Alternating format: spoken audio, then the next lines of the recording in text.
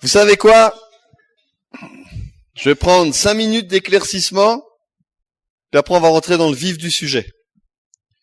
Mais je vais prendre juste 5 minutes d'éclaircissement.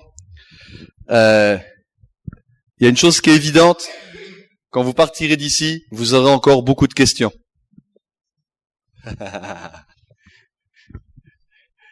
Et puis, même si j'avais les réponses à toutes vos questions, dans l'éventualité que j'aurais les réponses, ça vous rendrait pas service que je vous réponde à toutes vos questions. Donc, j'espère que vous allez partir avec des questions dont vous n'aurez pas les réponses. Et puis j'espère que tu vas continuer à te poser des questions. Puis si un jour tu te poses pas de questions, ben pose-toi la question pourquoi tu te poses plus de questions. C'est signe de mauvais signe. Ce que je voudrais dire aussi, c'est peut-être qu'il y en a, ils disent, on voudrait voir ce que ça donne pratiquement. Moi, je voudrais vous rappeler une chose. Je vous l'ai dit hier et je le répète haut et fort. Jésus dit, prenez garde de la manière dont vous écoutez la parole. Et la parole n'est pas adressée à votre cervelle, elle est adressée à votre cœur. Amen. Pas à votre cervelle. Dieu est esprit, il n'est pas cervelle. Les cieux et la terre ne peuvent pas le contenir, alors n'essaye pas de l'expliquer avec ta boîte crânienne. Amen. Donc, prends garde à la manière dont tu écoutes. Si tu veux que ça passe par la boîte à poux, tu fonctionnes en Adam. Non, vous savez, l'homme avant la chute, il a été créé intelligent. Est-ce que vous êtes d'accord? Adam était pas bébête, c'était pas un homme singe, quoi. Il était pas bête. Mais avant la chute, il était intelligent. Après la chute, il y a eu un bouleversement, et d'un seul coup, l'intelligence qui devait être servante est devenue maîtresse. Et une des autres manières de savoir si on fonctionne en Christ ou en Adam, c'est la manière dont tu utilises ton intelligence. Si ton intelligence est servante, t'es en Christ. Mais si ton intelligence est maîtresse, t'es en Adam.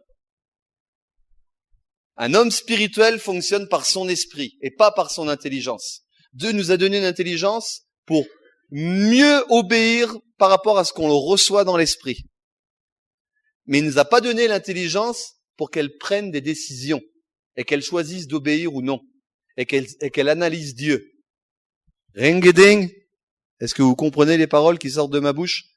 Ça veut dire que l'intelligence ne doit pas être maîtresse, elle doit être servante. Maintenant, dans l'Épître aux Hébreux, c'est écrit que la parole qu'ils reçurent ne leur servira à rien, n'étant pas mêlée avec de la foi dans leur cœur. Et la parole de Dieu, c'est pas que de la compréhension qu'elle a besoin d'être mêlée en premier, c'est avec de la foi dans le cœur. Amen. Donc je le répète, prenez garde à la manière dont vous écoutez. Si vous comprenez pas, c'est bon signe. Il faut qu'on apprenne à écouter la voix du cœur et à dire à l'intelligence, non, mon âme, tiens-toi tranquille, mon cœur, il dit que c'est bon. Et quand tu formes ton intelligence, quand tu formes ton âme à coller à ton esprit, c'est ce que la Bible appelle le renouvellement de l'intelligence. Et dans le renouvellement de l'intelligence redevient servante. Elle est détrônée, elle n'est plus maîtresse.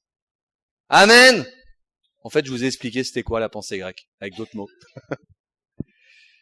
Donc, une autre chose aussi pour être sûr que ça soit pas mal compris, je n'incite pas au suicide spirituel. Quand je parle de mort, je n'incite pas au suicide spirituel. Et je n'incite pas à la passivité non plus.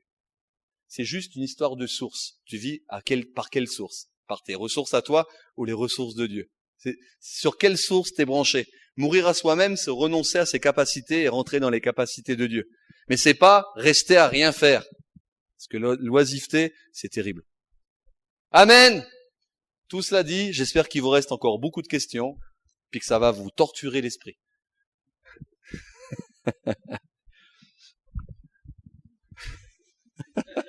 De rien. Avec plaisir. Puis si, je veux quand même vous en coller une petite dernière.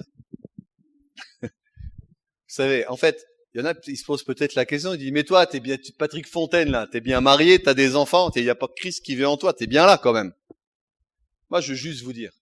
Quand hier, je vous ai dit, Patrick Fontaine, au ciel, ils en ont rien à faire. Ben, je réédite aujourd'hui. Le Seigneur en a rien à faire. Le vieux Adam, il s'en fout. C'est le nouveau Adam qui compte. Le vieux Patrick, il s'en fout. C'est le nouveau Patrick qui compte. Et le nouveau Patrick, eh ben, c'est Christ qui vit en lui. Est-ce que vous comprenez ce que je veux dire? Dans Galates 6, au verset 15, c'est écrit, car ce n'est rien d'être circoncis ou incirconcis. Ce qui est quelque chose, c'est d'être une nouvelle création. C'est pas de venir à l'église qui est quelque chose, c'est d'être une nouvelle création. C'est pas de croire tout juste, c'est d'être une nouvelle création. C'est pas de se faire baptiser, c'est d'être une nouvelle création. C'est même pas d'être chrétien, c'est d'être une nouvelle création. Ce qui est quelque chose, c'est d'être une nouvelle création. Amen. Dis à ton voisin, ce qui est quelque chose, c'est d'être une nouvelle création. Le reste, on s'en fout. Vas-y, dis-le à ton voisin. Ce qui est quelque chose, c'est d'être une nouvelle création. L'essentiel, c'est d'être une nouvelle création. Le reste,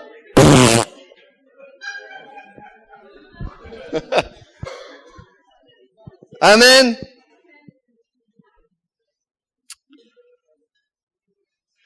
Donc maintenant on démarre. Hier on a parlé de mort. Et puis franchement, si c'est mourir pour mourir, ça vaut pas le coup, quoi. Donc aujourd'hui je veux parler de la vie de résurrection. Ah, ben ouais, on va pas rester dans le morbide tout le temps quand même. Mais avant de goûter la puissance de résurrection, il faut quand même mourir. Ça veut dire que tout ce que je vais dire ne sera que théorie pour ceux qui sont restés vivants. Ça ne vous concerne même pas pour l'instant. Peut-être vos arrière-petits-enfants apprécieront quand ils écouteront le CD. Mais ça concerne que si tu meurs en Christ. Mais c'est important de donner une suite parce que notre perspective, c'est pas seulement mourir à soi-même. Hein, il y a un but derrière mourir à soi-même, c'est que Christ puisse vivre en nous et que Christ puisse de nouveau s'incarner au travers de nous. Voilà l'objectif suprême. Et dans Jean 17, 18, Jésus il prie puis il dit au Père, comme tu m'as envoyé dans le monde, je les ai aussi envoyés dans le monde. Dans Jean 20, 21, il dit, Jésus leur dit de nouveau, la paix soit avec vous, comme le Père m'a envoyé, moi aussi je vous envoie. Dans Jean 10, 10, il dit, je suis venu afin que vous ayez la vie, que mes brebis aient la vie et qu'elle l'ait en abondance. Dans Jean 14, 12, en vérité, je vous le dis, quand il dit 2 fois en vérité, faut m'y écouter. Celui qui croit en moi fera lui aussi les œuvres que moi je fais. Il en fera même de plus grandes que celles-ci, parce que moi je m'en vais au Père. Et c'est balèze. C'est balèze. La vie chrétienne normale, Jésus t'envoie comme le Père l'a envoyé, avec les mêmes ressources, avec les mêmes moyens, avec la même mission. Amen. Si tu crois en lui, tu es censé faire les mêmes œuvres que lui, même de plus grandes. Et là, il commence à dire, c'est quoi les plus grandes? On peut pas plus grande au niveau de ce qu'il a fait. Ressusciter des morts, on peut pas plus grand. Qu'est-ce qu'il y a de plus grand que de ressusciter un mort? C'est de ressusciter 2 morts. Hein? Mais il n'y a pas plus grand que ressusciter des morts. Mais la Bible dit qu'on peut faire des œuvres plus grandes que lui. Est-ce que vous y croyez? Eh, tiens, je vais vous en dire une. J'ai déjà fait des œuvres plus grandes que Jésus. Eh ouais, j'ai déjà fait des œuvres plus grandes que Jésus. J'ai prêché, j'ai été enregistré, c'est passé sur le satellite, il y a des milliers de personnes qui ont pu le voir à la télé. Ça, ils l'avaient pas fait. Eh ouais. Ah, mais ça fait partie. En fait, elles sont plus grandes en amplitude, mais fondamentalement, elles peuvent pas être plus grandes. Qu'est-ce qu'il y a de plus grand que de ressusciter des morts? Est-ce que vous êtes d'accord? Qu'est-ce qu'il y a de plus grand que de faire des miracles créateurs? Mais par contre, maintenant, on a des moyens. Jésus, quand il était dans un endroit, il pouvait toucher que les gens qui étaient autour. Maintenant, on a des moyens où on peut toucher l'autre bout de la planète. Dans ce sens-là, il y a des œuvres qui sont plus grandes. Amen. Et puis, une autre chose, c'est que Jésus, il a œuvré pendant 3 ans. Nous, on a peut-être plus que 3 ans de ministère à faire. Donc, dans le sens-là aussi, on peut aller plus loin. Dans 1 Corinthiens 11.1, Paul il dit, soyez mes imitateurs comme je le suis moi-même de Christ. Oh là là, on les lapiderait les prédicateurs qui diraient aux gens, soyez mes imitateurs. Vous trouvez pas que ça sonne plus de l'époque maintenant? Soyez mes imitateurs. Et pourtant, on devrait être capable de le dire. Soyez mes imitateurs comme je le suis de Christ. Dans ce que j'imite Christ, tu peux m'imiter. Amen. Donc là, il y a une notion, on est censé imiter Christ. On est censé faire les mêmes œuvres que lui. On est envoyé dans les mêmes conditions. Donc on a la conscience que Jésus nous a envoyés comme le Père l'a envoyé. On a l'assurance d'une promesse de vie en abondance. On a la promesse de faire les mêmes œuvres que lui. On est exhorté à imiter Christ. Et qu'est-ce qu'on vit? Pas grand-chose. Je vais pas recommencer le sondage. Je pense pas depuis que 2 jours les chiffres ont augmenté. Vu le nombre de gouttes au nez.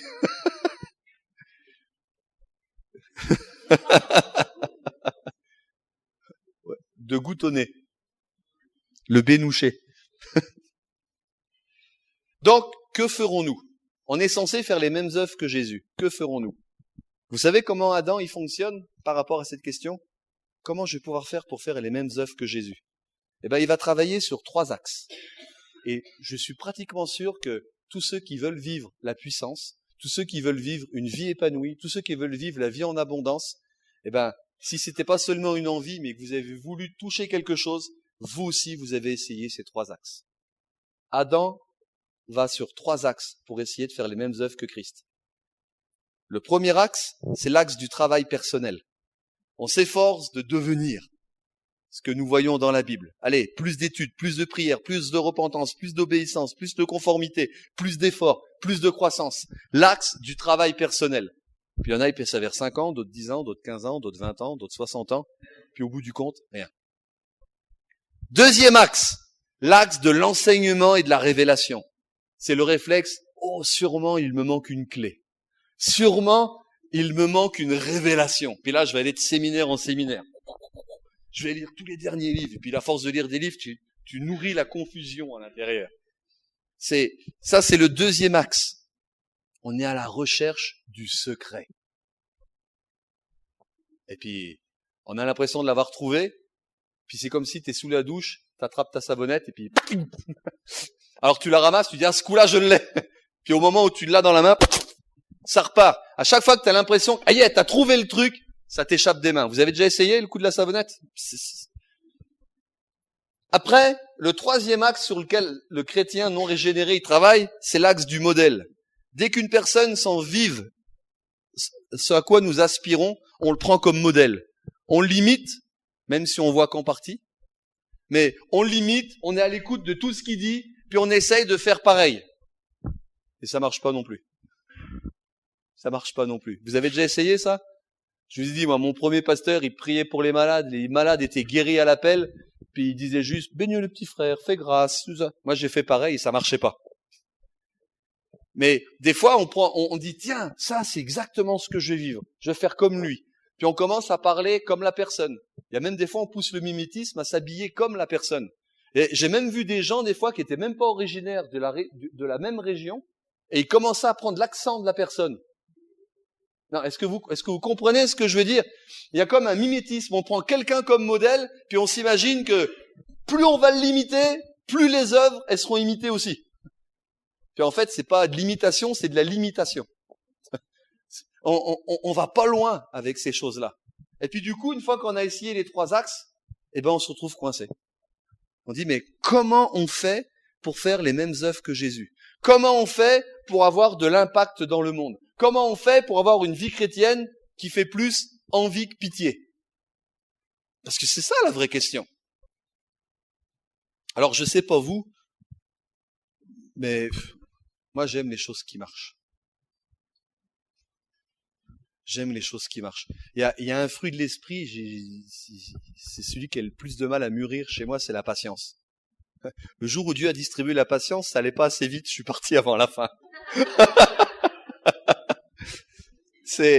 Non mais j'aime les choses qui fonctionnent. J'aime que ça marche, quoi. Je suis prêt à me lancer dans quelque chose, mais faut qu'il y ait du fruit derrière. En fait, de fixer nos regards sur comment Jésus il a vécu, ben on va avoir une profonde admiration. puis on va essayer de l'imiter. Donc, il impose les mains, donc on va imposer les mains. Et puis on va écouter, on va lire les paroles qu'il a prononcées, on va prononcer les mêmes. Puis on va s'apercevoir, ça ne marche pas avec nous. Puis qu'est-ce que ça va engendrer? Ça va engendrer une frustration qui va aller en grandissant. Puis après, pour gérer la frustration, vous savez que l'être humain, ce qu'il fait, parce que c'est dur de vivre avec une frustration qui grandit, eh ben, on va baisser le standard. On va baisser les exigences. On va s'inventer des doctrines qui collent à notre expérience. Oh, c'est peut-être pas réservé à tout le monde. Et puis on va commencer à s'inventer des doctrines de désert. Est-ce que vous comprenez ce que je veux dire? Pour pas souffrir. Parce que ça fait mal de voir des promesses et pas les vivre. Donc il faudrait mieux qu'on trouve un argument biblique qui nous permette de pas les vivre. Et en fait, la plus grosse erreur, moi je l'ai pratiquée pendant des années, c'est j'ai regardé comment Jésus faisait pour vivre sa vie. Et j'ai essayé de l'imiter dans le comment. Et je me suis planté pendant des années. Et quand j'ai eu cette rencontre avec lui, il y a plein de choses qui ont changé. Je vais arrêter de vous le dire, vous commencez à le comprendre. Et d'un seul coup, je me suis dit, j'ai compris que mes yeux, fallait pas qu'ils se portent sur le comment Jésus a vécu sa vie, mais sur le pourquoi il l'a vécu comme ça. Pas sur le comment, mais sur le pourquoi. Et là, j'ai commencé à pas regarder les œuvres de Jésus, mais les paroles de Jésus. Quand il parlait de sa propre vie. Et là, je suis tombé sur le derrière, quoi. C'est des textes que je connaissais, mais d'un seul coup, ils ont pris un relief. Jean 5, 19. Le Fils ne peut rien faire de lui-même, ou par lui-même, selon certaines versions. Dans Jean 5, 30. Moi, je ne peux rien faire par moi-même. Jean 8, 28. Je ne fais rien par moi-même. Jésus ne faisait rien par lui-même. Il dit, les œuvres que je fais, c'est pas moi qui les fais, c'est le Père qui vit en moi. Les paroles que je prononce, c'est le Père qui me les a dit, c'est le Père qui les prononce au travers de moi. Et en fait, Jésus déclare qu'il ne fait rien par lui-même. Absolument rien. Ouvrez grand les oreilles de Mickey, parce que là, je vais peut-être vous donner une révélation de Jésus qui va vous choquer au premier abord. Jésus était un incapable. Amen. Et il le dit lui-même. Je ne peux rien faire par moi-même. Jésus était un incapable. Il a rien fait par lui-même. Je suis pas en train de faire un blasphème. Je suis en train de vous dire la Bible dans un français plus que courant, un français galopant. Jésus était un incapable. Et il n'était pas capable de faire ce qu'il a fait. Et il le dit clairement. Et c'est pas de la fausse humilité. Je ne peux rien faire par moi-même. Ce que je fais, ce n'est pas moi qui le fais. C'est le Père qui vit en moi qui fait les choses. Et là, quand on commence à dire, on peut faire les mêmes œuvres que lui, mais du coup, c'est pas lui qui les faisait, ça devient plus facile. Tu t'es senti incapable? Tu te sens incapable? T'as un point commun avec Jésus, déjà. T'as déjà un point commun avec Jésus, c'est super. Est-ce que vous êtes d'accord avec ça? Est-ce que vous êtes d'accord avec cette notion? Jésus n'était pas capable. Il le dit lui-même. Il y en a, ils vont dire, ouais, mais Jésus, c'était le Fils de Dieu. Non. Jésus, il a dit qu'il était le Fils de l'homme. Puis il a jamais classé son ministère à part. Il a dit qu'on pouvait faire les mêmes œuvres que lui. Il a toujours agi en tant qu'homme. Ouais, mais quand même, c'était le Fils de Dieu. Non. Mais juste à dire, c'était le Fils de Dieu. Il était omniscient. Il entendait les pensées des gens. Non, c'est le Saint-Esprit qui lui communiquait en tant qu'homme. Ouais, mais Jésus, il faisait des miracles. Non, c'est le Père qui était en lui qui faisait les miracles. Avant qu'il reçoive le Saint-Esprit, Jésus a fait aucun miracle. Amen. Oui, mais c'était Jésus. Non, c'était le Fils de l'homme. C'était une nouvelle humanité. Il était en train de nous montrer ce qu'un homme loin du Saint-Esprit peut faire. Amen. C'est ça l'évangile. C'est la nouvelle humanité qui arrive. Jésus dit, si c'est par l'esprit que je chasse les démons, c'est que le royaume de Dieu est arrivé au milieu de vous. C'est quoi le royaume de Dieu? C'est Dieu qui règne au travers d'un homme qui se livre à lui. C'est Dieu qui règne par la puissance du Saint-Esprit au travers d'un homme. Oui, mais quand même, c'était Jésus. Et on essaye de mettre le ministère de Jésus à part, alors que lui nous dit, hey, vous pouvez faire les mêmes choses, les gars. Et puis quand on comprend qu'il n'était pas capable, et que nous on constate qu'on n'est pas capable, on est sur la bonne voie. On a déjà le même départ. Amen. Moi, une fois, il y a quelqu'un, il me dit, oh, moi, Dieu peut rien faire avec moi. J'ai rien à lui donner. Vraiment rien. Je dis, ça tombe bien, Dieu a tout créé à partir de rien. C'est un bon début. Pour que Dieu fasse quelque chose, il faut que ça commence par un rien. Tant que tu as quelque chose, ça... Dieu crée ex nihilo, qui disent les latins, à partir de rien. Jésus n'avait pas un ministère à part. Amen. Et quand tu commences à arrêter de regarder comment Jésus faisait les choses, et que tu commences à comprendre pourquoi il les faisait parce que il était complètement livré à Dieu. Et c'était par la présence de Dieu qui était en lui. L'Esprit du Seigneur est sur moi parce qu'il m'a oint. Sans l'Esprit de Dieu sur lui, Jésus, il faisait rien. Amen. Il n'a jamais, la Bible dit qu'il il est pas venu sur terre. Moi, j'y crois pas, au Jésus hybride que certains prêchent, mi-homme, mi-Dieu, complètement Dieu, complètement homme. Quand Jésus était sur terre, il n'était pas complètement Dieu. C'est absolument faux. Il était dépouillé de tout ce qu'il avait de divin. Il est venu parfaitement homme. Il avait un corps humain, une âme humaine et un esprit humain. L'esprit de Jésus n'était pas le Saint-Esprit. Il avait un esprit humain qui était un avec l'esprit du Père, par la puissance du Saint-Esprit. Mais il était un homme comme vous et moi.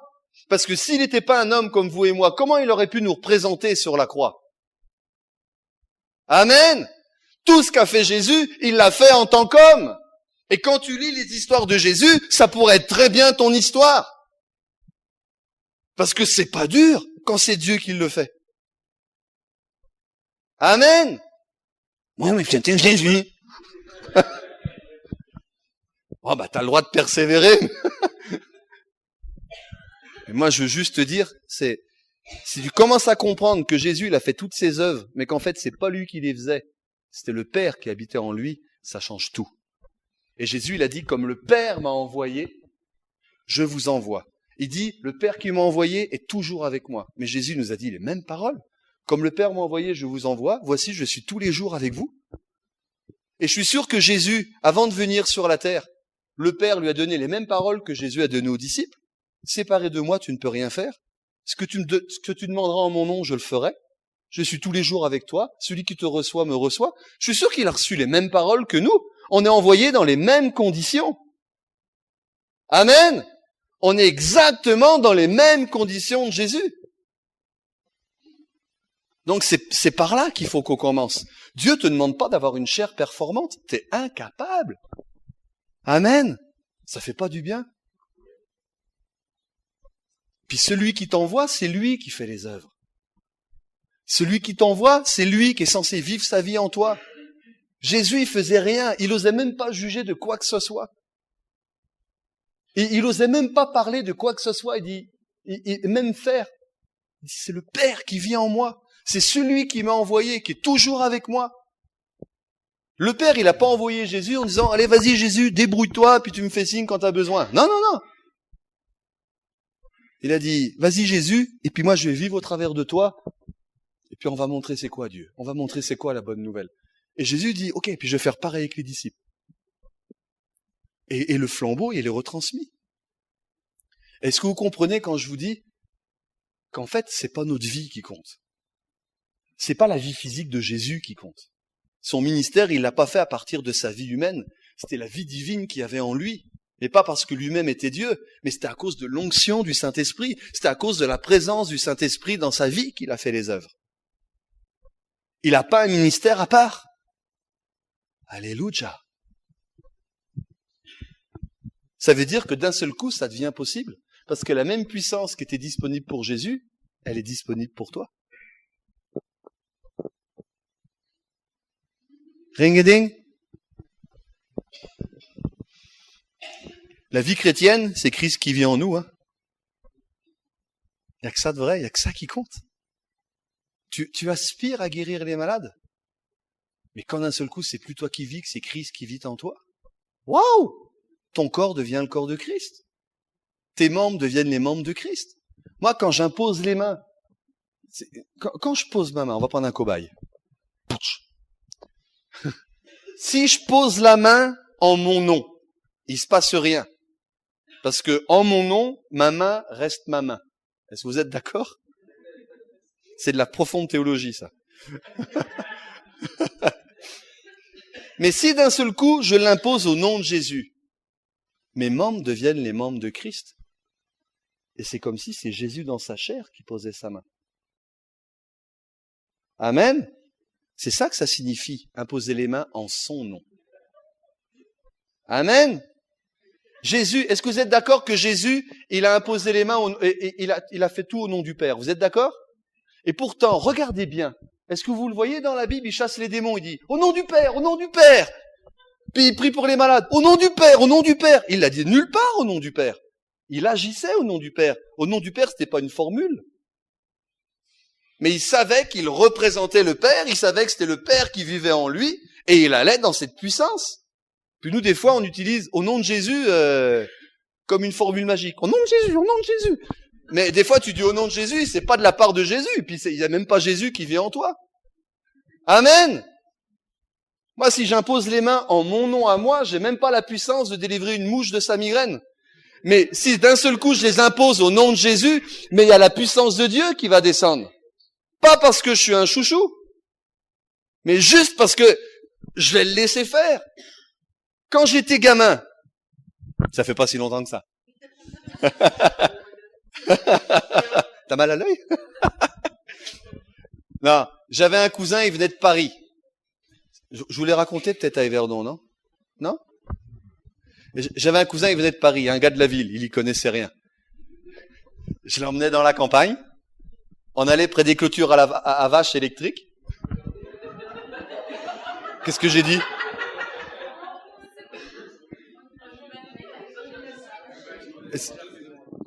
Ah, vous allez vite, vous êtes prophétique ici. Et il rigole avant la fin. Et en fait, j'ai attrapé la main, et puis j'attrapais la clôture électrique. Et là, il se prenait un coup de jus. Mais tous les ans, il venait, tous les ans, il se faisait avoir. À tous les coups, je gagnais. Et je trouvais ça super rigolo. Et en fait, je servais juste de conducteur, quoi. Et ben, avec le Saint-Esprit, c'est exactement la même chose. Pendant que je pose la main, poup, dans la foi, mon autre main, j'ai la branche le triphasé, Père, Fils, Saint-Esprit. Et puis moi, on me demande juste d'être un bon conducteur, quoi. Moi, avant, j'étais électricien, avant d'être pasteur. Je suis au courant. Soit t'es conducteur, soit t'es résistant. C'est comme ça que ça fonctionne. Eh ben, si t'es juste conducteur, tu manques de rien. Tu laisses juste le Seigneur faire, ça commence à couler en plus, là.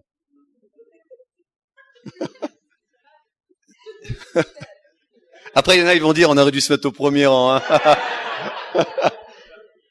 Mon ordi dit pas ça, lui, il s'est fait arroser.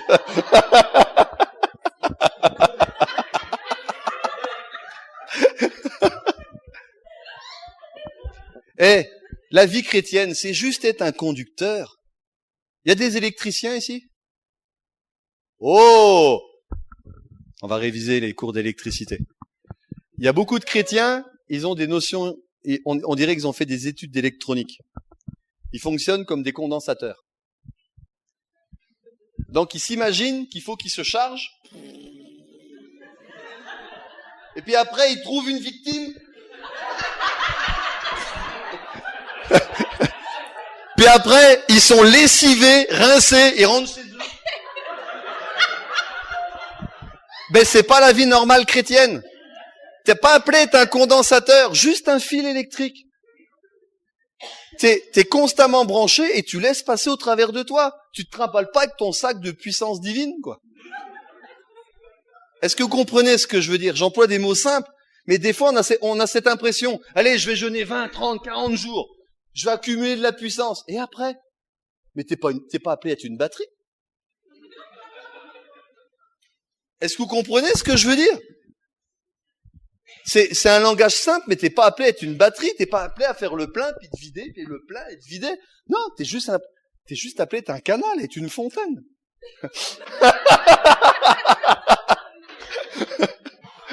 Ah voilà, vous pouvez pas mieux tomber. Hein. Non, mais t'es juste appelé à être un tuyau, quoi. T'es branché et tu laisses couler, mais ça ne dépend pas de toi. Moi, au début, quand je priais pour les malades, j'étais comme ça. Jésus.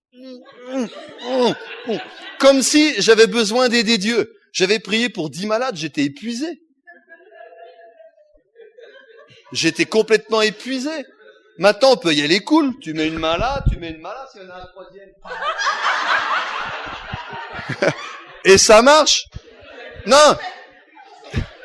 Ce que je veux dire, c'est, il faut qu'on démystifie. Ça n'a rien à voir avec ta vie de prière. C'est bien de prier, mais tu ne monnaies pas la puissance de Dieu avec des œuvres. Amen. Tu ne la mérites pas. Et ça ne dépend pas de toi. T'es pas un centre de production, t'es juste un centre de distribution. Mais c'est pas toi qui l'a produit, la puissance. Ring-a-ding. Et c'est ça qu'il faut qu'on comprenne. Et Jésus, c'était pas un centre de production, c'était un centre de distribution. C'est le Père qui agissait au travers de lui. Et comme le Père l'a envoyé, il nous envoie. Et d'un seul coup, ça devient plus facile de prier pour les malades. Parce que t'es pas obligé de le sentir. T'es pas obligé de te sentir super gonflé dans la foi.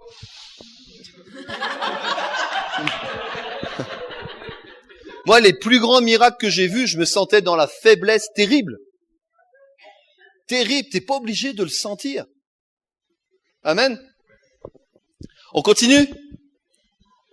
Donc, il faut qu'on comprenne que pourquoi Jésus a eu une vie comme ça. C'était à cause de la présence de Dieu dans sa vie.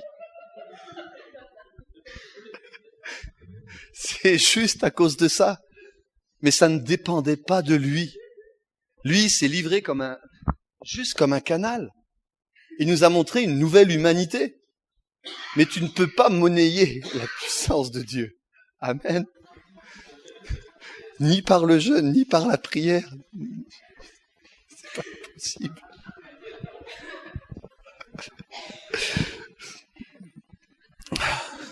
Attends, il y a d'autres étapes que Jésus. Jésus, il y a eu... Il y a d'autres étapes.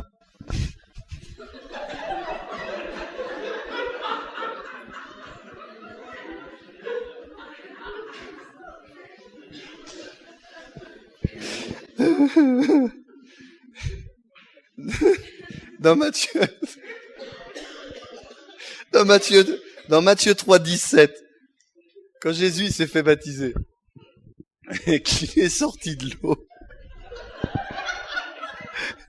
c'est écrit, et voici,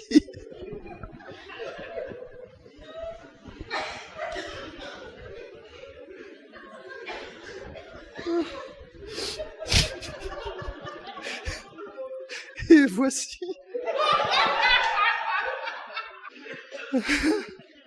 et voilà.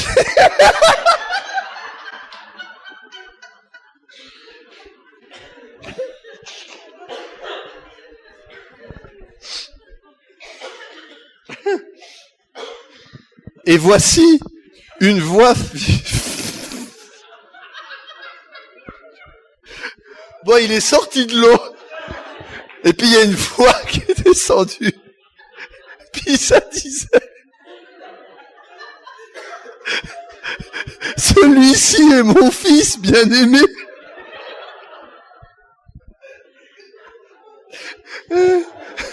À qui j'ai mis toute mon affection.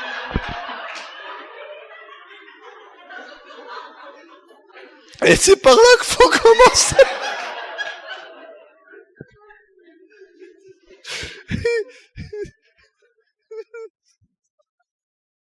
Celui-ci est mon fils bien-aimé, en qui j'ai mis toute mon affection. C'est par là qu'il faut commencer. Des fois, on commence pas par là.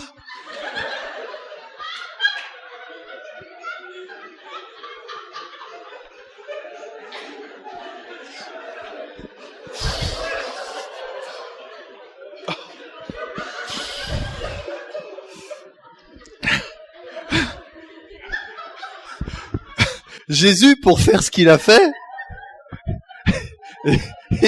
il avait l'approbation de Dieu.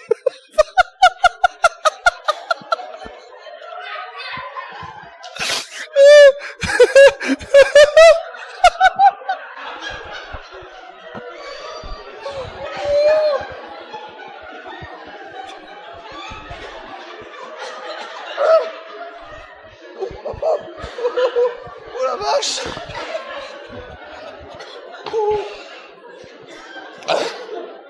Oh, oh, oh, oh. Ah mais c'est sérieux.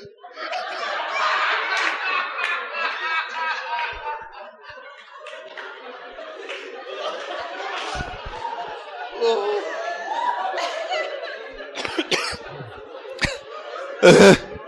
Non mais il a eu l'approbation avant de servir. Puis nous des fois on sert pour avoir l'approbation.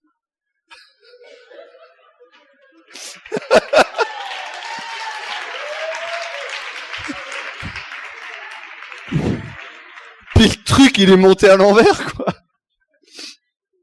Si tu sers Dieu pour être approuvé, t'es à côté.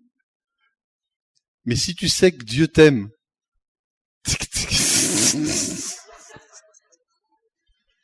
donc c'est pour ça, il faut avoir l'approbation de Dieu.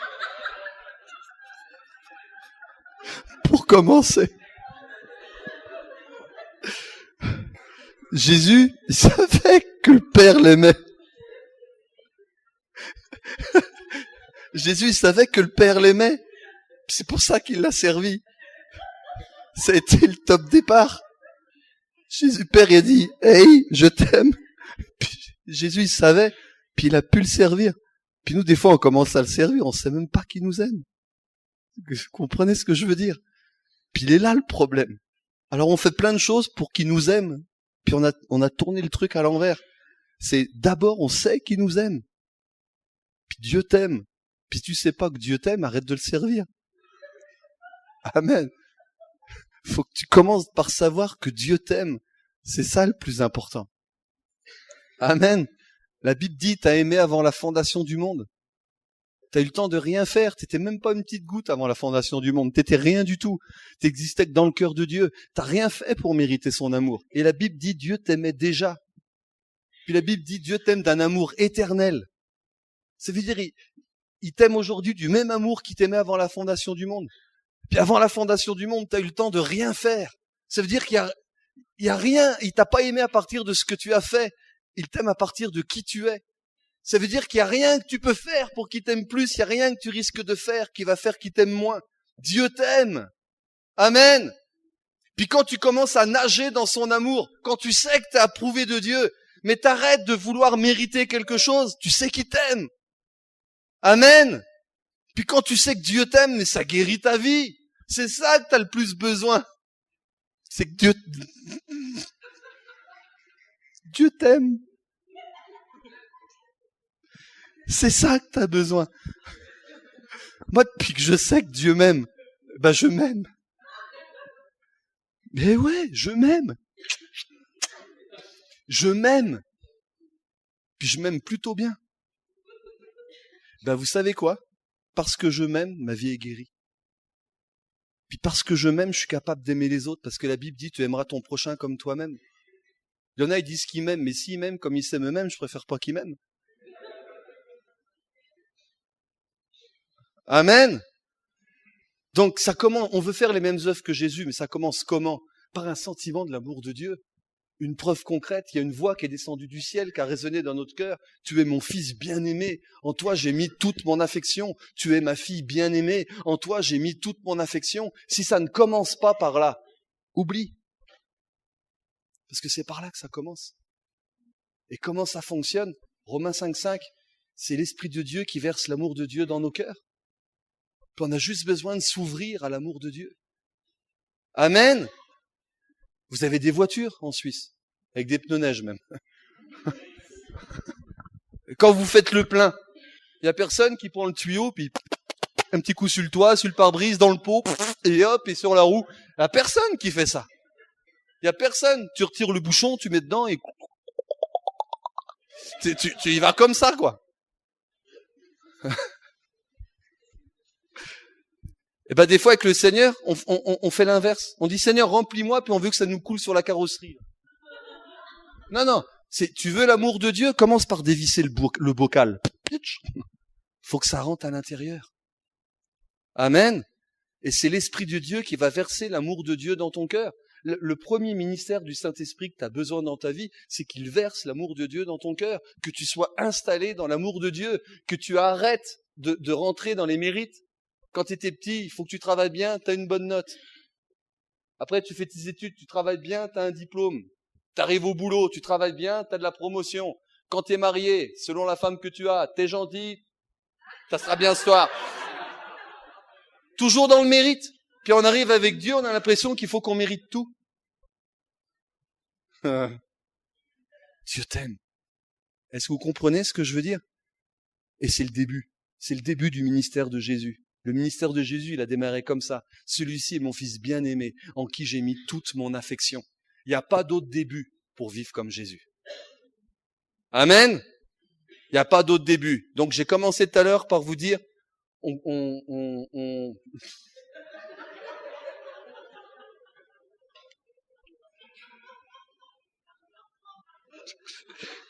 que Jésus était incapable. C'est la présence de Dieu en lui qui faisait les choses. Donc, une fois qu'on sait qu'on est incapable, mais on sait que c'est lui qui va faire les choses. Après, le commencement, c'est tu dois savoir qu'il t'aime. Amen. C'est quand la dernière fois qu'il t'a dit qu'il t'aimait? C'est quand la dernière fois t'as fait un slow dans les bras de Jésus? C'est quand la dernière déclaration d'amour? Parce que c'est ça que t'as besoin. Parce que tant que tu sais pas que Dieu t'aime, eh ben, tu vas y aller à coup de loi, à coup de religion, à coup de mérite pour avoir une approbation. Puis ça, c'est l'histoire du chien qui se mord la queue. Tu vas tourner en rond tous les jours de ta vie. Il y a un fait établi. Dieu t'aime. Dieu est amour. Amen. Dieu est amour. Dieu t'aime. Il a fait une alliance éternelle avec toi. Il t'aime d'un amour éternel qui ne varie pas. Hier, il t'aimait. Aujourd'hui, il t'aime. Demain, il va t'aimer. Aujourd'hui, il m'aime pas plus que quand j'étais punk. La seule différence, c'est qu'aujourd'hui, je le sais. Mais tu peux rien faire pour mériter son amour. Et la première chose qu'on a besoin, c'est d'entendre cette voix qui descend du ciel, qui vient résonner dans nos cœurs, qui dit « Celui-ci est mon fils bien-aimé, en qui j'ai mis toute mon affection. » Amen. C'est de ça que tu as besoin en premier. La deuxième chose que Jésus il a eue, c'est écrit, il a été rempli de l'Esprit. Vous en rappelez? Jésus a été rempli de l'Esprit. Le Saint-Esprit est venu comme une colombe. Moi, je me suis souvent posé la question, pourquoi le Saint-Esprit est venu comme une colombe et sur les disciples, il est venu comme du feu? Puis une fois, je posais la question comme ça, pendant que j'étais en communion avec le Seigneur, puis le Seigneur, il m'a répondu. Il m'a dit, parce que Jésus, il n'avait pas besoin du feu, il n'avait pas besoin d'être purifié. Amen. Et nous, on a besoin du feu, parce qu'on a besoin d'être purifié en même temps. Et la deuxième étape, Jésus, avant de servir, il a été rempli de l'Esprit. Puis on a besoin d'être rempli de l'Esprit, et pas être rempli de l'Esprit à la mode charismatique. Amen. Il y a des gens encore qui se posent la question, est-ce qu'il faut être charismatique ou non charismatique? J'ai l'impression que c'est des questions qui appartiennent à l'âge de Cro-Magnon, ça. Si t'es chrétien, t'as besoin du Saint-Esprit. Si t'as pas le Saint-Esprit, pose-toi des questions, gars. Comment tu vas pouvoir faire les mêmes œuvres que Jésus si t'as pas le Saint-Esprit, alors qu'il les faisait par le Saint-Esprit? Amen. Donc, faut plutôt se poser des questions. Jésus a été rempli du Saint-Esprit et il a promis que ceux qu'il a envoyés seraient remplis du Saint-Esprit. Acte 1, verset 8. Vous recevrez une puissance, celle du Saint-Esprit survenant sur vous et vous serez mes témoins. Il n'a pas dit vous recevrez une puissance et vous serez des parleurs en langue. Amen.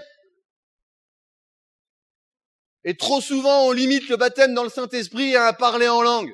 Tu parles en langue, tu peux passer. C'est bon, t'as ton badge. Je veux juste te dire, tu peux parler en langue 10 heures par jour jusqu'à ce que tes yeux s'allument. C'est pas pour ça que tu vas avoir la puissance. Amen. Moi, je suis pour le parler en langue, mais c'est pas le terminus tout le monde descend. Des fois, tu vas à des conventions charismatiques, les seules manifestations que de l'esprit, c'est du parler en langue. Oh, Catalina Beracici. Et hop, et tout le monde les bras en l'air et on fait les essuie-glaces. Et le Saint-Esprit, c'est autre chose. Amen. Il y en a, ils parlent en langue et puis dans le quart d'heure qui suit, avec la même langue, ils mentent. Avec la même langue, ils critiquent. Ils veulent parler une autre langue, mais ils parlent pas un autre langage. Il y a un gros problème. Puis Jésus dit, vous recevrez une puissance. Si tous les parleurs en langue de la francophonie, ils manifesteraient la puissance, nos pays seraient déjà remplis de disciples. Est-ce que vous êtes d'accord? Ça veut dire, je n'y crois plus. J'y crois plus à cette cour de récréation charismatique, où tout le monde il est beau, tout le monde il est gentil, puis on parle en langue. Moi, ce que je veux, c'est voir des paralytiques se lever. Ce que je veux voir, c'est des malades guéris à mon ombre. Amen. Ce que je veux voir, c'est la puissance manifestée. Le Saint-Esprit, il n'a pas été donné pour nous faire des guilis-guilis spirituels. Et c'est tellement important qu'on ne se contente pas. Des fois, je rencontre des gens et ils disent « Oh, j'ai été baptisé dans le Saint-Esprit ». Je regarde, je dis « Ça doit faire longtemps, hein ».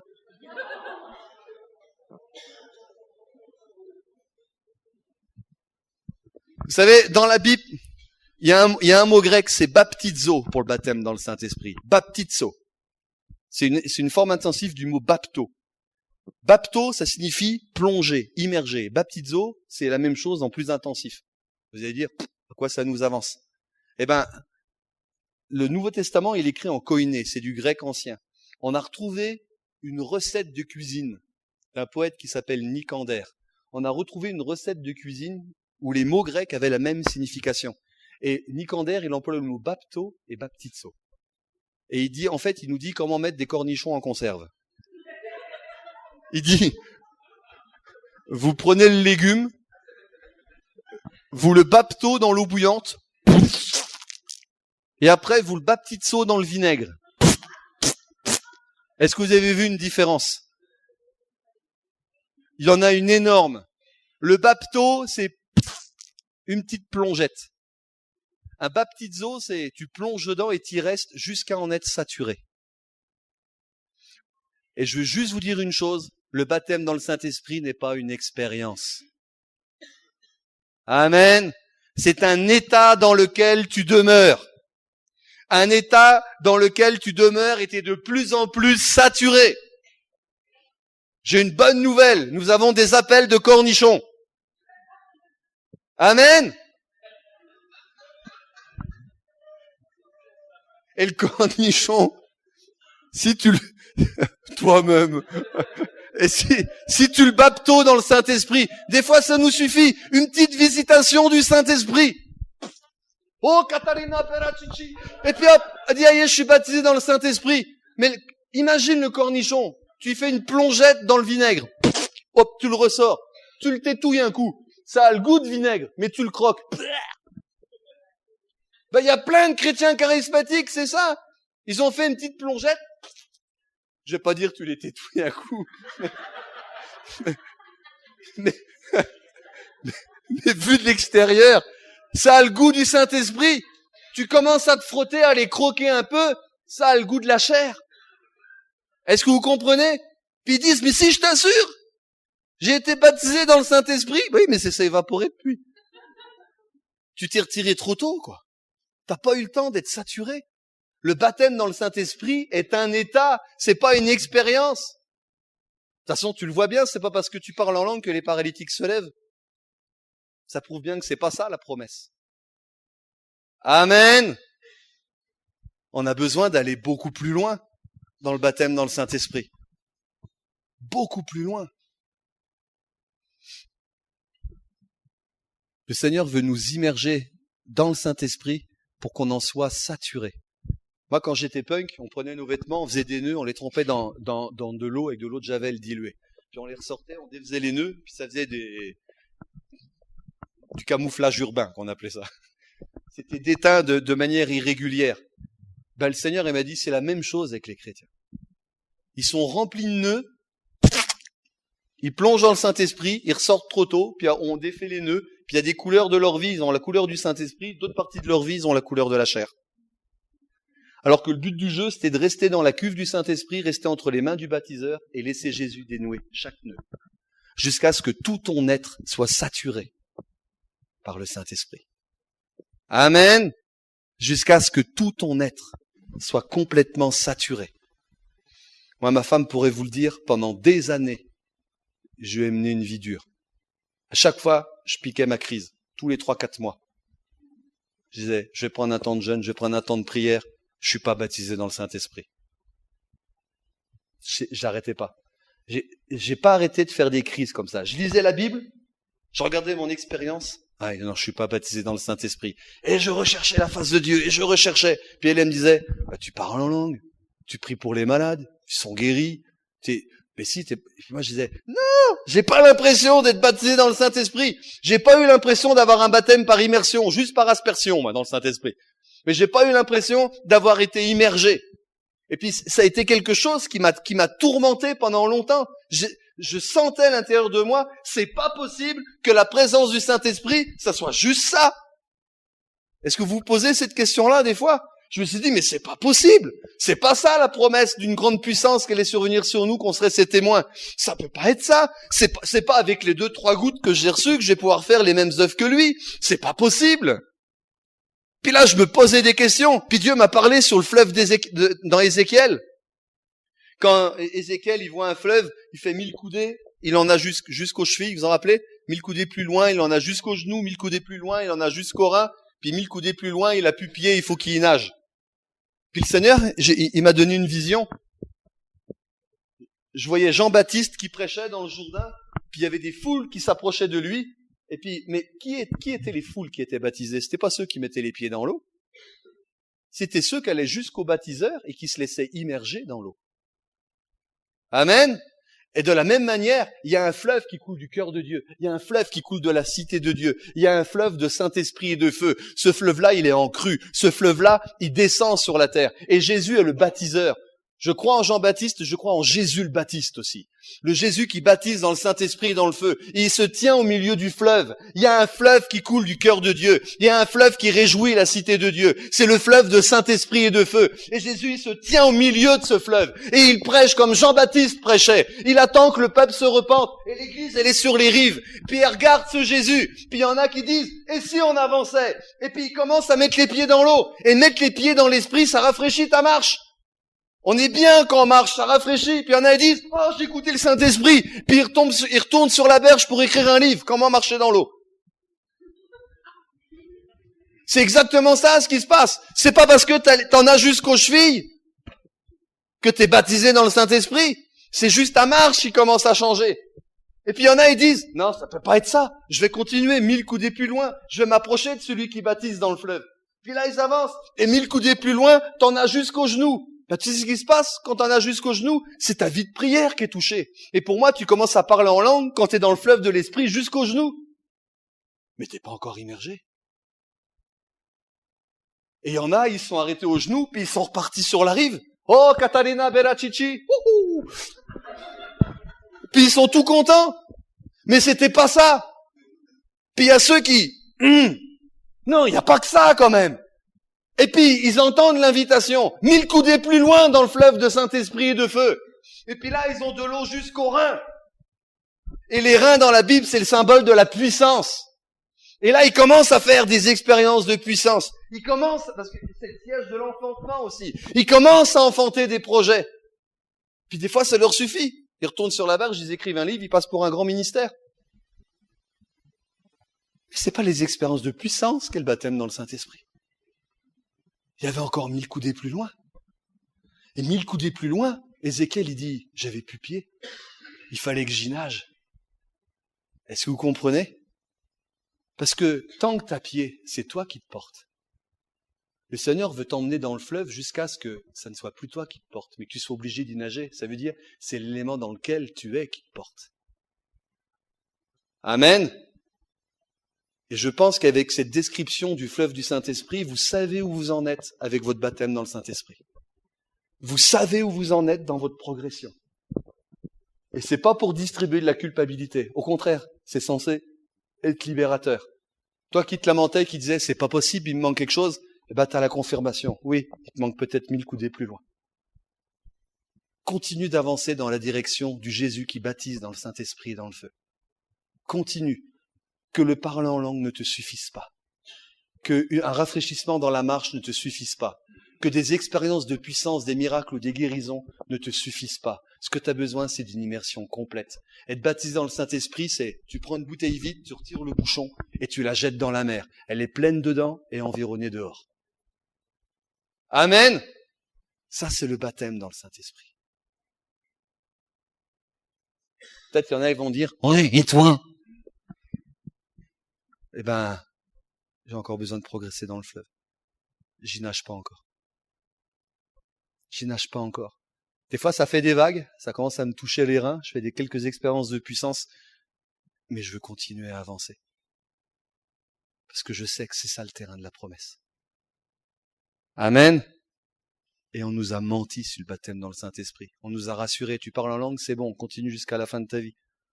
La seule chose que tu vas gagner, c'est des aftes ou une ampoule à la langue, quoi.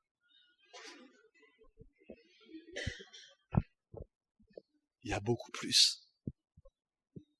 Est-ce que vous êtes d'accord avec ça? Puis j'ai vu dans la Bible, dans Ephésiens 5,18, c'est écrit « Ne vous enivrez pas de vin, c'est de la débauche, soyez au contraire remplis de l'esprit. » Amen. Vous savez quoi? Moi j'ai bac -4, donc j'ai pas un gros niveau de connaissance. Mais je sais une chose, ce mot-là il est conjugué à l'impératif. Puis quand c'est un impératif, c'est un ordre, c'est pas un conseil. Est-ce que vous êtes d'accord avec ça? Ça veut dire que c'est un commandement. Donc parmi les commandements du Nouveau Testament, c'est « Soyez remplis de l'Esprit ». Ça veut dire ne pas être rempli de l'Esprit, c'est de la désobéissance. Ça veut dire c'est du péché. Oh. Est-ce que vous êtes d'accord avec ça? Une autre chose, si on a un commandement d'être rempli de l'Esprit, ça veut dire que c'est pas automatique. Si on a un commandement d'être rempli de l'Esprit, ça veut dire qu'il y a des chances qu'on n'y soit pas. Ça veut dire, pour ceux qui pensent, oh, j'étais baptisé dans le Saint-Esprit, je suis rempli de l'Esprit tous les jours. Prouve-le. Parce que le commandement n'aurait aucun sens si c'était automatique. Soyez remplis de l'Esprit. Et littéralement même, dans le grec, c'est soyez continuellement remplis de l'Esprit. On ne peut pas vivre une vie chrétienne avec du fruit sans la puissance du Saint-Esprit. Et vous savez quoi? Encore une fois, pour le Saint-Esprit, on ne peut pas le produire. Donc n'ayez pas de culpabilité. On ne peut pas le produire. Tu peux pousser toutes tes forces, ça sortira pas. Ça vient pas de toi. Ça ne vient pas de toi. Puis moi après, je me suis posé la question, mais puisqu'il faut être continuellement rempli, ça veut dire qu'on peut en perdre alors? Combien de temps ça met le Saint-Esprit pour s'évaporer? Où c'est que j'ai des trous? Où c'est qu'il faut que je mette des rustines? C'est toutes les questions que je me posais. Mais ça passe par où l'usure alors? S'il faut être continuellement rempli, ça veut dire qu'on n'y est pas forcément tout le temps. C'est où les fuites? Puis j'étais en train de réfléchir. Puis le Seigneur m'a donné un texte, c'est dans 2 Rois, chapitre 4, versets 1 à 7. Puis vous savez, c'est l'histoire de la veuve là, qui avait perdu son mari. Puis elle était dans une grande difficulté. Et puis le prophète, il arrive. Puis il dit, qu'est-ce qui te reste? Oh, juste un peu d'huile. Puis le prophète, il dit, va chez tous tes voisins, demande des vases, et n'en demande pas peu. Vous en rappelez de ça? Et puis là, il y a eu le miracle de l'huile, multiplication d'huile. Puis quand le dernier vase a été rempli, l'huile s'est arrêtée. Et puis là, d'un seul coup, j'ai compris quelque chose. J'ai compris le secret pour que le Saint-Esprit coule toujours sur ma vie. Vous voulez que je vous le donne?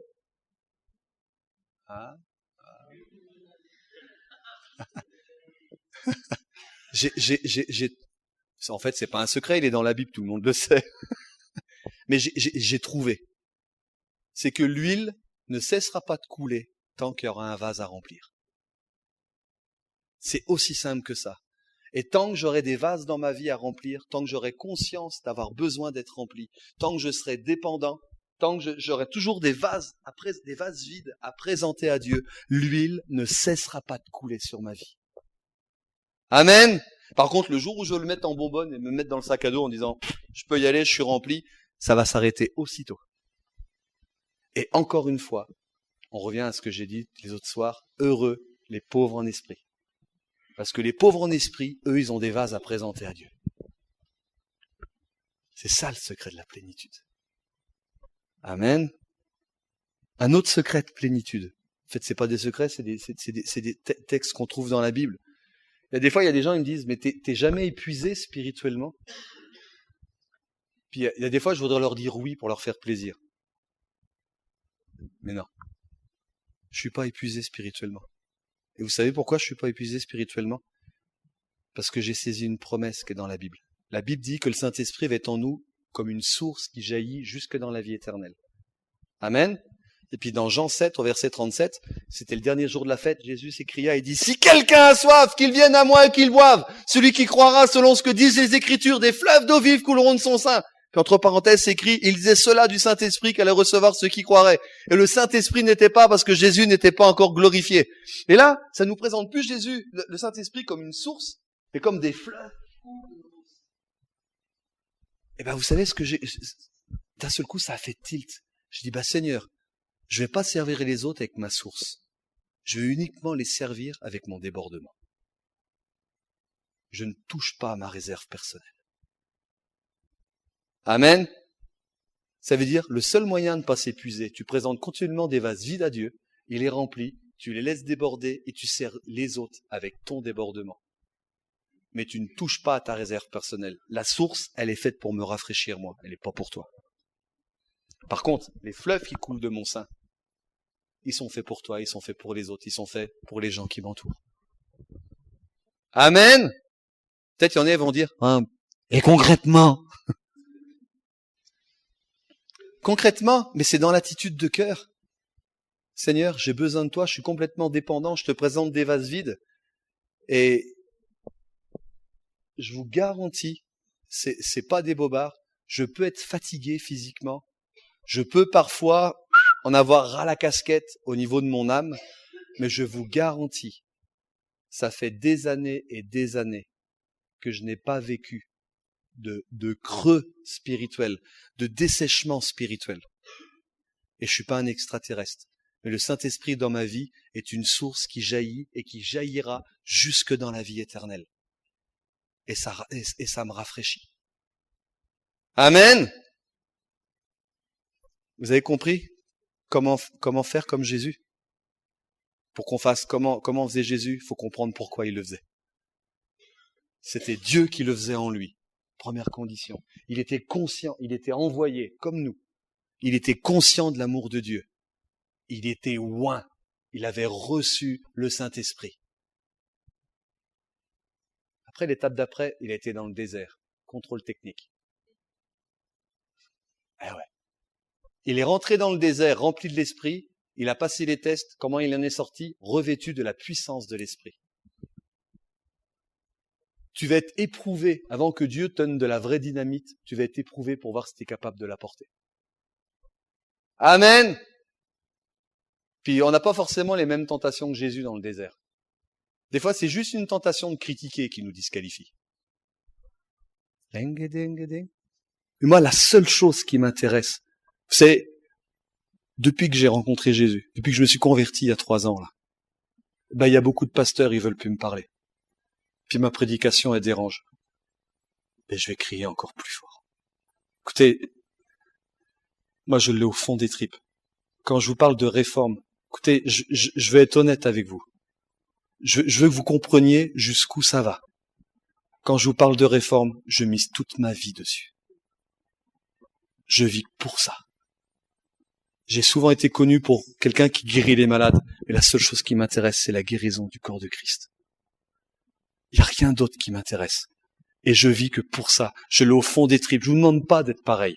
Mais je veux juste que vous compreniez que c'est pas un petit message à la mode. Je l'ai au fond des tripes. Et j'ai déjà pris un engagement avec le Seigneur. Puis j'en ai même discuté avec ma femme. Puis on a pris une couverture. Des fois que je serai obligé de mourir martyr à cause de mon message.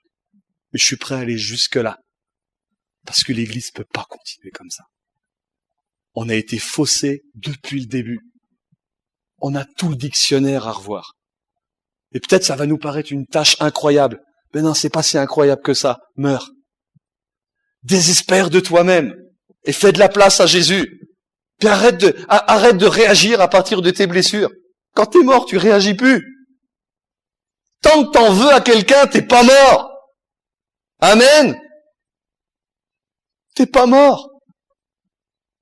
Donc te lamente pas, dis pas la vie chrétienne ça marche pas, tu n'y as pas goûté. Et c'est pas de la culpabilité que j'essaye de te mettre, c'est un espoir que je mets devant toi. Non, c'était pas ça. Alors qui va y arriver? Sois tranquillisé par la parole de Jésus, c'est impossible. Impossible aux hommes, mais c'est possible à Dieu. Quelle voie tu vas choisir? La voie de Caïn ou la voie d'Abel? Elle est là la vraie question. Elle est là la vraie question.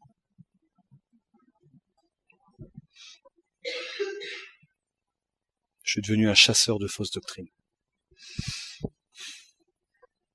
Il y aura encore beaucoup de choses à dire, mais j'en garde pour demain. Demain, on verra ensemble qu'est-ce que ça veut dire être envoyé comme Christ. Jésus l'a dit, comme le Père m'a envoyé, moi aussi je vous envoie. Et on va voir l'aspect pratique. Qu'est-ce que ça veut dire? Mais avant qu'on aille plus loin, ce qu'on a entendu ce soir et les autres soirs, c'est pas juste petit 1, petit 2, petit 3, vivement le petit 4. Non, il faut qu'on prenne le temps de se poser. Il faut qu'on prenne le temps de bâtir quelque chose dessus. Enfin, en tout cas, de se laisser bâtir. Il faut qu'on prenne le temps de se mettre sur l'autel. Heureux les pauvres en esprit. C'est la case numéro 1. Tant que t'as pas réalisé ta pauvreté en esprit, tant que t'as des illusions, t'as besoin d'être évangélisé. Amen. Tant que t'y crois encore, tant que t'as des illusions, t'as encore besoin d'être évangélisé. Moi, ce soir, je m'adresse à ceux qui n'en peuvent plus. Jésus, c'est à ceux qui n'en pouvaient plus qui s'adressait. Matthieu, chapitre 11, verset 8, « Venez à moi, vous tous qui êtes chargés, brûlés, fatigués, dégoûtés, cramés. » Qu'on ne pouvait plus, qui pliaient sous les fardeaux. Et il parlait pas des gens du monde qui étaient sous le péché, il parlait des gens qui étaient sous la loi. Venez à moi et je vous donnerai du repos. Heureux les pauvres en esprit, heureux ceux qui sont affligés, heureux les débonnaires, ceux qui marchent dans l'humilité. Puis quand tu es bien brisé, ce que Dieu recherchait, un cœur brisé, un esprit contrit. Puis quand tu es bien brisé, tu exerces la miséricorde. Heureux les miséricordieux, parce qu'ils obtiendront miséricorde. C'est quand tu sais dans quel point t'es, dans quelle mélasse tu es, tu juges personne par rapport à son péché. Je veux juste te dire, le péché que tu as en dégoût, cette personne que tu montes du doigt, puis que tu fais bah, je veux juste te dire, si t'étais né dans le même contexte, que tu avais vécu les mêmes choses, et que tu serais dans le même arrière-plan, tu aurais peut-être fait même pire. Quand t'as les yeux ouverts sur ta chair, tu deviens miséricordieux. Puis quand tu es miséricordieux, tu obtiens miséricorde. C'est pas à nous de juger. Amen. Et Jésus, il jugeait pas. Amen. Puis je veux juste vous dire, notre plus grande puissance, c'est la mort. La plus grande victoire que Jésus a remportée, c'est sa mort. Notre plus grande puissance, c'est la mort. Amen. Tu peux te faire un dictionnaire de tous les esprits et tous les chasser, prendre 40 jours de jeûne pour chaque. Il faudrait être à plusieurs. Hein. Ta plus grande victoire, c'est la mort. Je peux vous parler comme un Français? La pensée grecque, j'y botte le cul. Est-ce que vous comprenez ce que ça veut dire? L'évangile a été annoncé en grec, et c'était le siège de la pensée grecque. Eh ben, l'évangile y pénétrait. La pensée grecque n'est pas un obstacle. Par contre, la pensée grecque, elle est active tant que t'es en Adam. Mais quand t'es en Christ, elle est plus active. L'évangile est capable de pénétrer en Grèce. L'évangile est capable de pénétrer en Babylone. Amen. L'Esprit de Dieu est plus grand que tous les esprits. C'est tellement important qu'on en prenne conscience. Par contre, en Adam, la pensée grecque, être en constipé. T'as tout à l'intérieur, mais ça veut pas sortir. En Adam, franchement, t'as besoin de te convertir et puis après, t'as besoin d'un bon dégraissage. Amen. Mais je veux juste vous dire, j'ai un grand Dieu. Amen. Je veux pas sous-estimer l'ennemi, mais j'ai un grand Dieu. J'ai un grand Dieu. Et je sais que tant que je me tiens dans une position de mort, le diable, il peut rien faire. J'étais en Guadeloupe, il y avait des prêtres vaudous qui jeûnaient pour que je meure. Il y a une tornade qui est rentrée dans ma chambre, il y avait des voix qui me disaient « Va-t'en, qui essaient de me faire peur ». J'ai lutté un petit peu, je me suis couché, je me suis endormi. Le lendemain, j'étais sur le parking, il y avait un prêtre vaudou, il avait les yeux comme ça, avec tous ses colliers et tout. Je dis « Ah, c'est toi !» J'ai couru vers lui en parlant en langue, je lui ai dit « Toi, si je t'attrape !» Il est parti en courant. Le soir, on a eu un réveil dans l'église a doublé en une soirée. C'est pas les démons qui vont me donner le pas de danse. Mais vous savez pourquoi je peux dire ça? C'est uniquement dans la mort. Peut-être qu'il y en a vont dire, oh quel orgueilleux, il y connaît rien celui-là. Je suis un Normand, peut-être bien que oui, peut-être bien que non. Je sais une chose, c'est que dans ma position de mort, je suis plus que vainqueur. Dans ma position de mort, je suis plus que vainqueur. Et je suis invincible, parce que tu peux pas tuer un mort. Amen. Et puis je suis incontrôlable. Vous savez pourquoi? Parce qu'un mort, il a plus la crainte de la mort. Puis la crainte de la mort, c'est ce qui nous rend esclaves du diable. Il tenait tout le monde en servitude par crainte de la mort. La crainte de la mort, c'est la mère de toutes les craintes. Mais quand t'es mort, tu crains plus la mort. Quand t'es mort, t'as pas peur qu'on te tue. Ring-a-ding-a-ding. La seule chose qui me fait parler comme ça, c'est la jalousie pour Dieu. Moi, le seul message que j'ai à vous dire, c'est préparer le chemin du Seigneur, parce qu'il revient bientôt. Il vient chercher son église, mais il vient pas chercher un boudin. Puis on risque d'avoir des surprises. Préparez le chemin du Seigneur. Faites droit à ses sentiers. Que toutes les hauteurs, tout l'orgueil soient rabaissés. Tous les fossés, tous les sentiments d'infériorité, tout l'esclavage soit comblé. Que tout ce qui est tordu, comme le cœur d'Adam, soit redressé. Amen. Préparez le chemin du Seigneur, parce que ça vient plus vite que l'on pense. Je reviens à mon message. Heureux les pauvres en esprit. Heureux ceux qui prennent conscience qu'ils n'y arriveront pas. Qu'est-ce qu'on fait maintenant?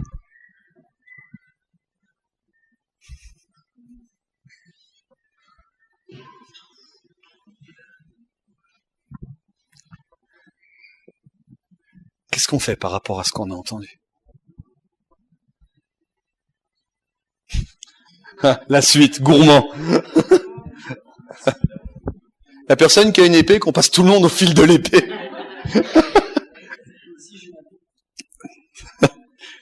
En fait, c'est exactement ce que le Seigneur il est en train de faire.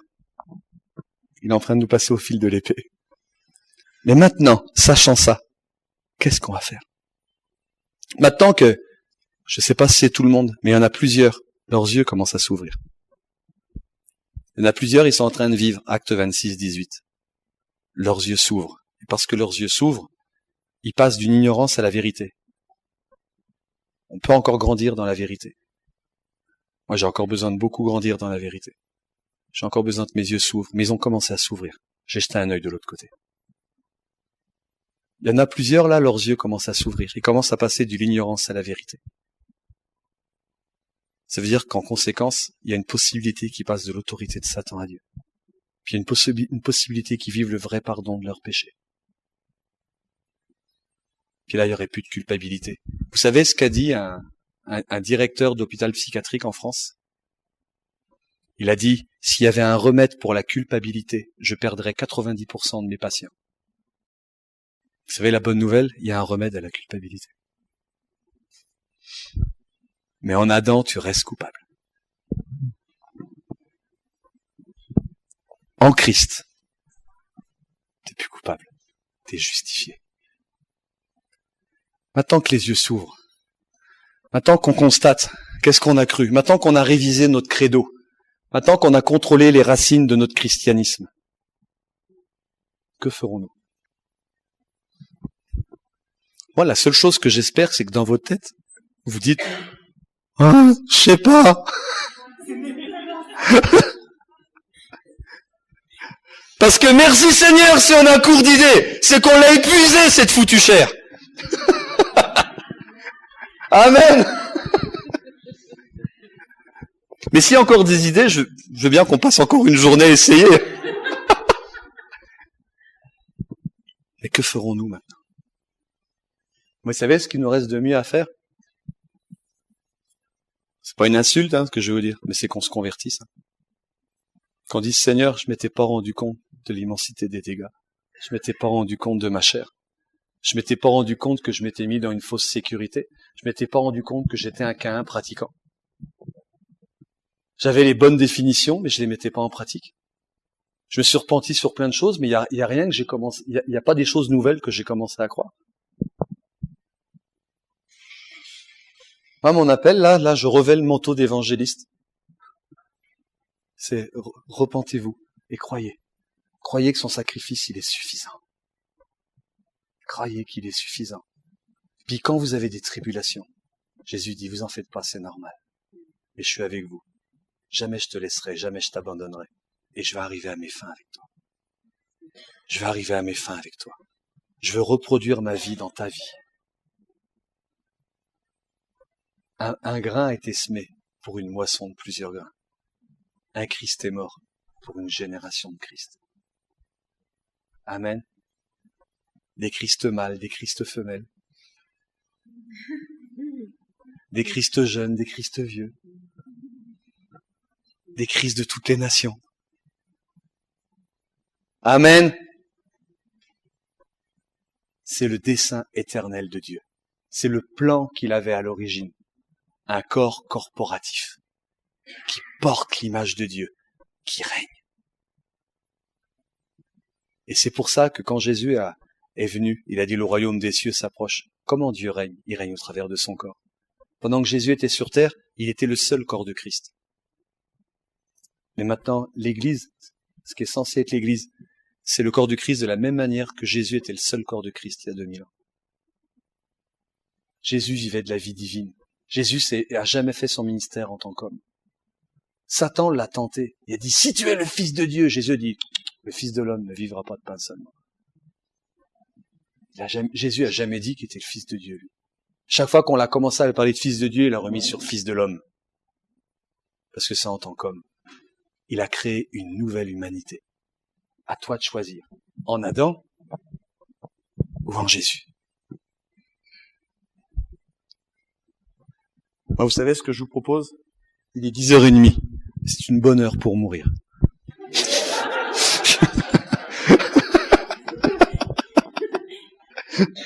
C'est une bonne heure pour mourir. Moi, je propose que s'il y a besoin, on valdingue un peu les chaises sur les côtés.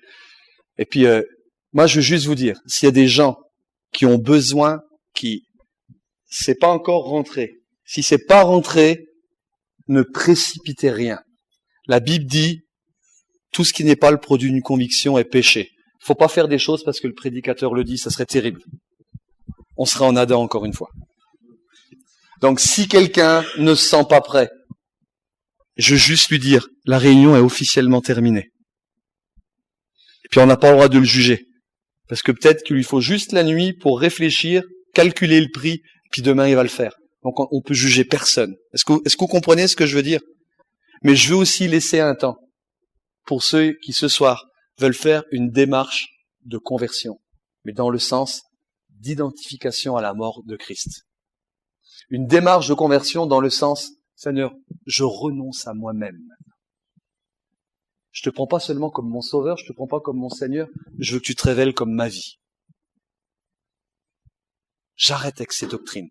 J'arrête avec les performances. J'arrête avec mes efforts humains. Seigneur, si toi tu ne fais rien, il se passera rien. Comme un léopard peut pas enlever ses taches, comme un Éthiopien peut pas changer la couleur de sa peau. Si toi tu fais rien, je changerai pas. Je suis obligé de me confier en toi. Je me confie que dans ton sacrifice. Mais Seigneur, j'ai rien à te présenter. J'ai absolument rien. Mais quand tu es mort sur la croix, tu as fait alliance avec moi et tu ne demandais rien si ce n'est la repentance et la foi. Eh ben Seigneur, les termes du contrat, ils n'ont pas changé. Je me présente devant toi et je me repens maintenant. Et puis, je ne me repens pas une fois, je décide de marcher dans la repentance. Ça veut dire, à chaque fois que Dieu me donnera une nouvelle lumière, je vais me conformer à la lumière qu'il me donne. Et à chaque fois qu'il me donnera une nouvelle donnée, je vais le croire, même si tout en moi dit c'est pas vrai, même si mon expérience me dit c'est pas vrai. Dieu ne peut pas mentir. Amen. La moralité de cette histoire, c'est que la réunion est finie. Puis on va allumer le barbecue. Hein.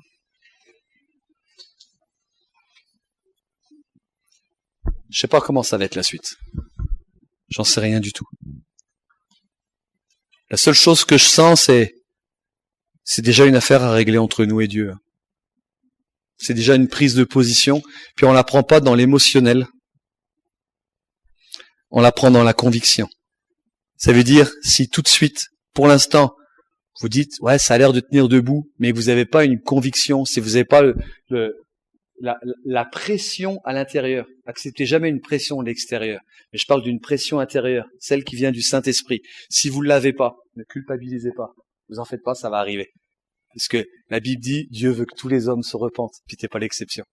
Ça va te tomber dessus. Mais ne précipitons rien. Là, je veux juste parler aux gens qui, je vais pas dire qu'ils sont mûrs, ça voudrait que les autres sont pas mûrs. Mais les gens qui sont prêts.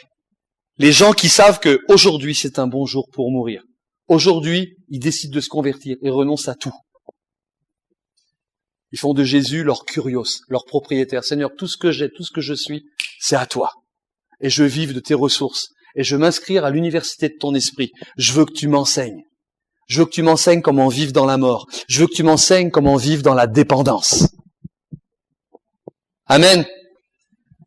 Amis du soir, bonsoir. Moi, j'ai fini. Je vais même pas demander, je vais pas faire une petite prière pour dire au Seigneur, bénis ta parole. La parole, elle est en train de travailler. Moi, ce que je vous propose, c'est ceux qui ont besoin encore de réfléchir ou qui sont fatigués, partez en paix, passez du bon temps à la cafette ou dormez et personne n'a le droit de vous juger. Et puis ceux qui le veulent, on règle ça devant Dieu.